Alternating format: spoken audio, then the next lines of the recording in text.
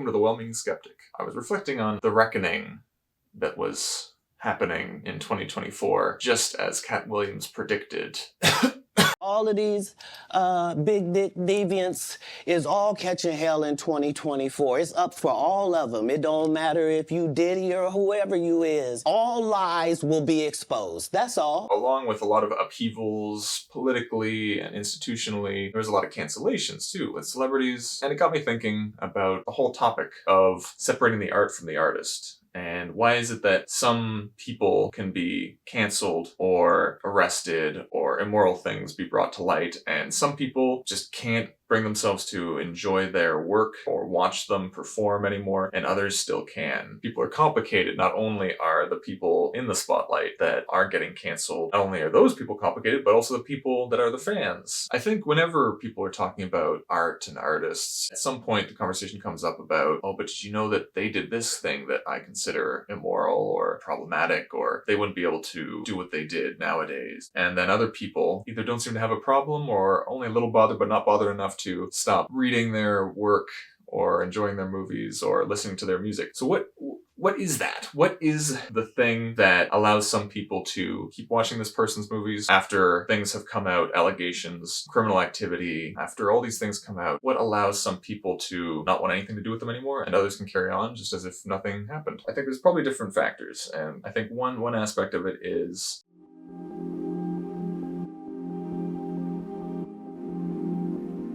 as an individual, how comfortable are you with acknowledging that someone might have allegedly done something that you consider immoral or in bad taste? And how much are you able to understand and appreciate how complex people are? And not everyone is wholly good, not everyone is wholly bad. How comfortable are you with that idea? And some people are very comfortable with even someone very despicable can still be like, but they did do that thing there that was quite helpful to humanity, or that was still enjoyable. Are you someone that once someone does something wrong, there's no forgiveness there, there's no redemption possible there, they're as good as dead to you? On the other side, full ability to love, accept, understand, empathize, put yourself in the shoes of others. Don't judge, but just observe, not evaluate in a judgmental way, but just understand that these things happened and you go from there. You also understand that morality has a fair amount of subjectivity to it. There are some things I think we can, for the most part, all agree on are bad, like serial killing. I think most of us can agree is a bad thing, apart from maybe serial killers and psychopaths and that. But when you get down to the more subtler, nuanced behaviors, courses of action, things become more subjective. Everyone's on a different part of the scale in terms of permanently judging someone for something that they did, a misdemeanor, their crimes and misdemeanors. And then others might not necessarily have to forgive the malfeasance, but they understand that people are trying and life's hard. Maybe they recognize that they've been put into tough positions, or they understand that they don't know how they would be tested or how they would react if they were in that person's particular position. There's that aspect. Another aspect, I think, is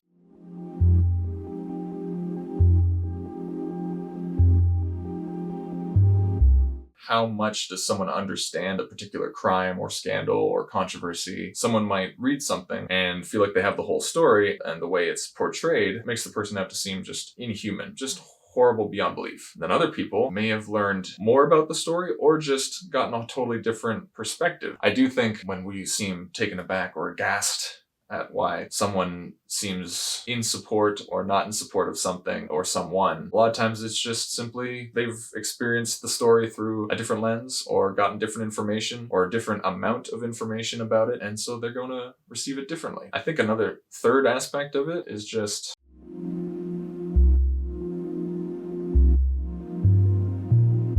how much did someone enjoy someone's work before this scandal or controversy or crime took place? Because that can, I think, have an impact too. If someone finds out something negative about someone, but they never cared or were connected to or enjoyed their art, when you hear that, you're just indifferent, or maybe you were annoyed at how much you heard about this person, but you never actually were invested in or enjoyed the stuff they did, then it's easier also for you to just dismiss them or be like, okay, well, that's good, I guess, that they got caught or that they are in jail now or that they're being taken to trial, because I don't care. It doesn't affect how I see myself. If an actor gets accused of something, then if someone was a massive fan of this person and followed their career from beginning to now, and, that person's work got them through some really hard times. It really deeply impacted you. You learned so much. You felt like you grew so much. You feel like you know this person so well. And then when you find out that they did something seemingly bad, then it gets you to question a lot of your life. Now, can you look at yourself the same way? And that can be really tough. So either some people just then maybe deny that that actor or that famous person is actually in the wrong, because then that saves them having to reevaluate everything they know about themselves, or tough inner conversations they have to have. If you enjoy 100 of this artist's songs, it'll be a lot harder to then disavow them than, say, if you only liked one or two of this artist's songs, because it's no skin off your back. That person didn't mean much to you in your own life. So if you feel like I don't know, kind of changes things, well, it's only one or two songs, it's not a big deal. Water off a duck's back. But if it was the only music you ever listened to, and you felt like you knew this person, you felt like you understood this person and they understood you, and then you don't know how to see them anymore because this maybe changes things for you, I guess maybe there's a fourth aspect. The fourth aspect would be,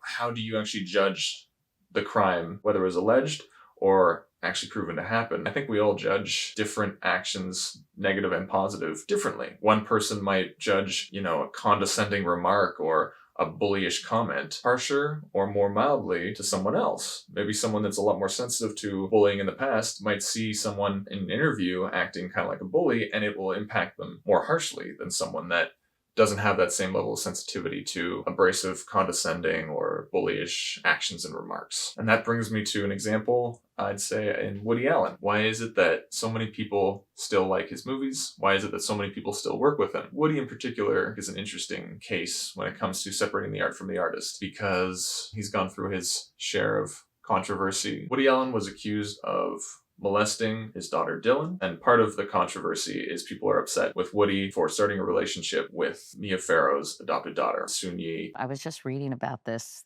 afternoon. It was sort of a whole piece on, can you love the art if you don't respect the artist type thing? Picasso, Woody Allen. I respect the artist and the man. Mm-hmm. I don't think he committed that crime. That there was 2 police investigations that exonerated him. First of all, it's a very improbable crime that they're accusing him of. There were some pretty damning. Listen, I don't know.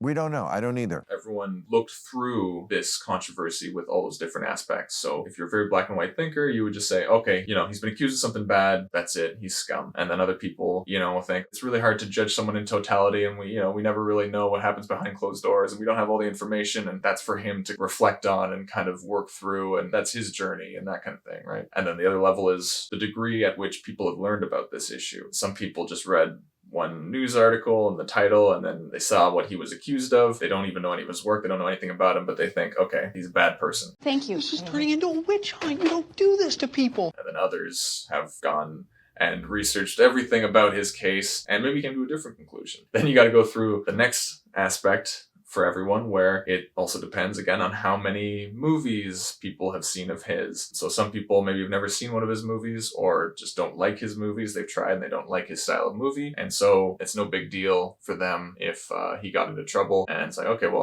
that doesn't affect my life at all. In fact, maybe it validates me. Other people have maybe followed his career since the very beginning, and they see that and want to reject the accusations because that's an uncomfortable thing to find out about someone that you've been following their journey since the beginning. Someone that is a massive fan of his work and him as a person, him as an artist. Maybe Woody's been a huge influence on them. That fan will want to defend Woody based on how much Woody means to them. We love your work. My wife has seen all your films. I especially like your early funny ones. And that leads to the fourth aspect, how much each individual fan or person judges Woody's actions. Some people might look at him marrying Mia Farrow's adopted daughter, and there's a fair age discrepancy, and just the idea of, even though it's not technically incest, it feels somewhat incestuous perhaps to some people, or just too close to Mia Farrow, who was his ex. And so people would just find it way too icky for them. And other people don't necessarily have the same moral repulsion to that series of events. That's how you get just such a disparity, I think, in people's thoughts about Woody Allen and everybody, really. That's how these things become so subjective, I think. So I think that's like the 4 different kind of aspects to how people judge someone's behavior or actions or crimes or, mistakes or all these things. I think we all go through those 4 different aspects of how we evaluate and judge someone's actions and how we see it. In a sense, we kind of do a subtler version of this when it comes to not necessarily straight up crimes or serious allegations, but even just something smaller. Like, I think these 4 aspects of how we judge and evaluate someone happens even with smaller things. Like, look at Adrian Brody's longest Oscar acceptance speech in history. I will wrap up. Please turn the music off. I've done this before. Thank you. Done this before. It's not my first rodeo, but I will be brief. I will not be egregious, I promise. I think we all then go through that same 4 levels of evaluating him, Superiority complex, he's so full of it. Everyone else has to get off the stage when the music plays. He's above that. If he thinks that he's above other people, that's it, I'm done with it. Other people will think, for some awards, people get more time to talk than others. Maybe we shouldn't even have music to shoot people off, because isn't the point of an award show is that people have a chance to express their appreciation and their gratitude and all that. So maybe the idea of music for award shows is a bad idea in general, and we should do away with music. So you've got that kind of conversation and that inner dialogue going on. And then the second level would be, what we know about it. So someone might have just heard Adrian Brody thinks he's better than other people and decides to keep talking even when the music at the Oscars comes on. And then you got someone else hearing, Adrian Brody had an important message that was coming from the heart and he didn't have enough time to express it. So he requested that he get more time. You can see how it kind of changes things. I could see something like that being talked about in both those ways. Then the third aspect is how it attaches everyone to Adrian Brody's work. Adrian Brody might be someone's favorite actor. And so they're like, you know what? Take as much time as you need, Adrian. You know what? I could watch you just talk for an hour about nothing. I could just watch you stand there for an hour. I watched the Oscars this year because I knew you were nominated and I would just want to see the camera cut to you now and then. So I don't care 1 iota about you taking more time. Other people either might dislike his movies or just not care about his work and then just feel like, okay, well, why is this person that I don't even know or care about taking up more time? That seems unfair to everyone else. The 4th level or the 4th aspect of this is how we all judge or evaluate his action there. Some people might think it's hypocritical, for example, that he's talking about injustices going on in the world, and then he might be doing an injustice right now by acting unfairly, breaking the rules basically, and acting like he's above the rules and taking more than his fair share. And other people might think, again, the music thing is subjective. It's meant to keep things on schedule more or less, but maybe they thought it was pretty cool or badass of him to just be like, no, turn it off. I want to keep talking. I'm going to keep talking. Maybe they like the speech. So they're like, yeah, it was a good speech. He deserved to get the Oscar. He wanted to talk a bit more. What's the big deal? Like in the grand scheme of things, who cares? You're going to bring it up at Thanksgiving and you think everyone's going to see things the same way. And then turns out everyone's evaluated this situation differently. Some people don't even know about it at all and they're wondering why you brought it up in the first place. Someone else, that's all they care about. And they've been following it since it broke the news. They're going to be the ones to want to have a 4-hour conversation with you about that. Everyone else will leave the room and find some peace of mind elsewhere. I don't know. I find it a very interesting topic, just how we all evaluate these things differently. And maybe in one instance, you might take the same problematic behavior and not have as much of an issue with it, and then another time you might judge it more harshly. Like maybe you find out a celebrity was drunk driving or abusive to a journalist or fan, and you might think, yeah, that's not cool, but they're probably under a lot of stress. They probably get people mobbing them a lot, and they shouldn't have done that, but sometimes we lose our cool. And then another time you hear about a celebrity or athlete or artist treating a fan or journalist or someone poorly, and then you might see that same situation happen and you might be thinking, well, are we surprised? That person is selfish and rude and not a nice person. So, I don't even know why that fan's a fan to begin with. They should know better. How we evaluate that person through all these different aspects, you receive it differently and you will think about it differently. My back hurts. Ugh, bad posture. Is this better? I can't imagine this is better for the back. People would say so, but I don't know. Anyway, that's what I've been thinking about with regards to what's been going on, especially this past year, and probably been going on for a long time, but it seemed like 2024 was a particularly heavy year for upheavals, scandals, controversies, crimes being brought to light. So it got me thinking about this whole thing on how everyone kind of sees and receives and evaluates things differently, and I think it's really interesting. So maybe there's some other aspects of the evaluation process that we all go through, but I'd love to hear your take down in the comments, and I'll see you around, I'm sure.